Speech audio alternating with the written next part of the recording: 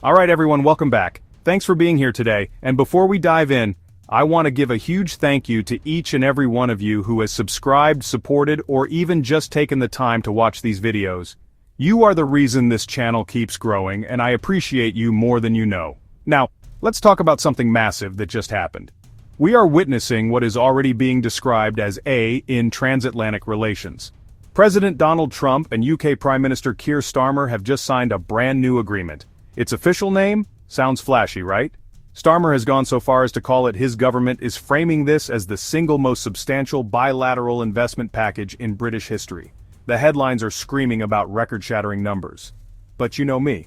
I like to look past the shiny press releases. Because the real question is, the UK government calls this the largest commercial package ever secured. The headline figure is a record-breaking £250 billion, about $340 billion in investments. Trump called it a triumph, highlighting sectors like quantum computing and civil nuclear technology. Big tech is all in. Microsoft is pledging $30 billion, and Blackstone is pumping in £90 billion. On paper, this means 15,000 new high-skilled jobs and 12 new nuclear reactors for the north of England. It all sounds bold and futuristic, but the question remains, who really wins here?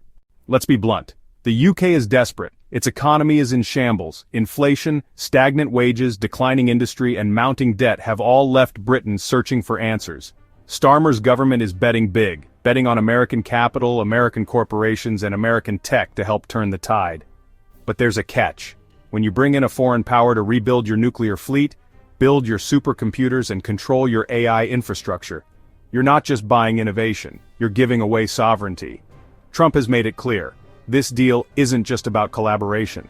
It's about America leading the charge, not just in building these technologies, but in exporting them worldwide, setting the standards, controlling the pipelines, and shaping the rules of the future digital and energy economy. And the UK, well, it looks less like a partner and more like a junior client. Let's talk about what didn't make the headlines. Earlier this year, the UK made a series of major concessions to Washington. Tariffs on US steel and aluminum, scrapped. Barriers to US agricultural goods, ethanol, and industrial machinery, dropped. In other words, London had already opened its markets wide to American companies. Now, with this deal, the dependence only deepens, and here's the real kicker. Nobody outside the inner circle has even seen this agreement. We're told it's about innovation, but what about data? What about privacy? What about digital regulation? Groups like Global Justice Now are raising the alarm. Nick Duran from the organization put it bluntly, "We don't know what we're giving away." He warned this deal could weaken or even erase key digital safeguards like the UK's digital services tax.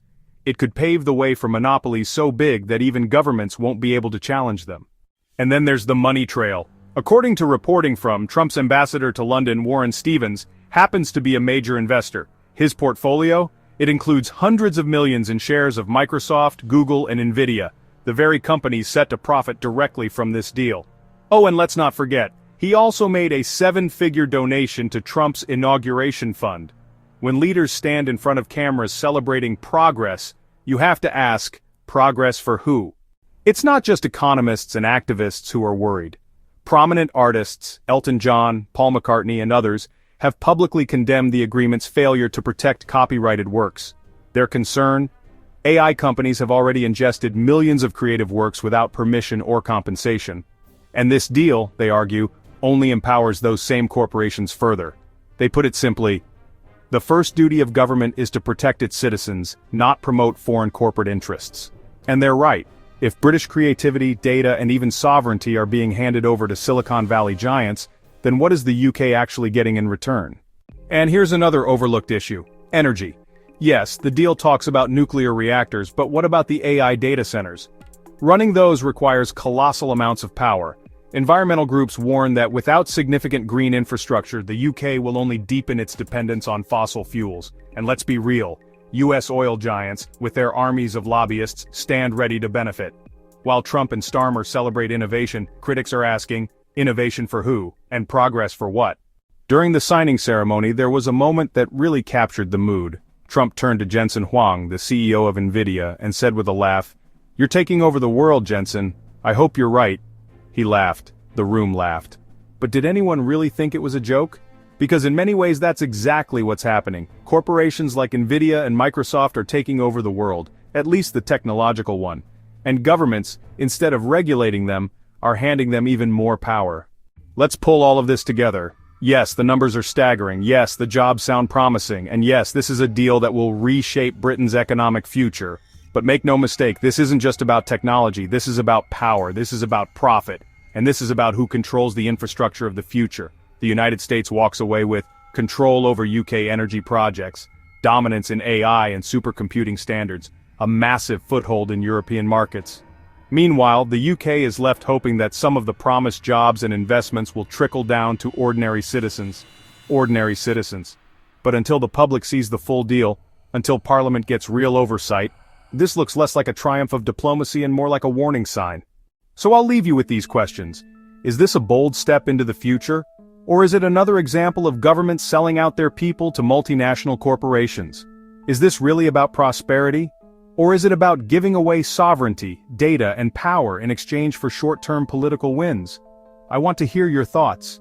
Do you see this as progress, or as a dangerous gamble? Drop your opinions in the comments below. I always read them and I love seeing the debates that happen here. And if you found this video valuable, make sure to hit that like button. It really helps the channel grow. Share this with someone who needs to hear it. And of course, don't forget to subscribe so you don't miss the next deep dive. We've got a lot more to uncover together, and trust me, you won't want to miss what's coming next. Thanks for watching, take care of yourselves, and I'll see you in the next one.